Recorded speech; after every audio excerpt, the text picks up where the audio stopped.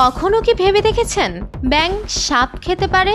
আমরা সব সময় শুনেছি সাপ ব্যাঙকে গিলে ফেলে, কিন্তু এবার ঘটলো একেবারেই উল্টোটা। ছোট্ট একটা ব্যাঙ লাফিয়ে পড়লো বিশাল সাপের উপর, আর সেই সাপকে ধরে আস্তে আস্তে গিলে ফেলছে। দেখে মনে হয় যেন প্রকৃতি হঠাৎ সব নিয়ম ভেঙে দিয়েছে। প্রকৃতিতে টিকে থাকার লড়াই ঠিক কতটা অদ্ভুত হতে পারে বিশ্বাস করা কঠিন হলেও প্রকৃতি মাঝে মাঝে আমাদেরকে এমন চমক দেখায় যা আমাদের চোখ কপালে তুলতে বাধ্য করে।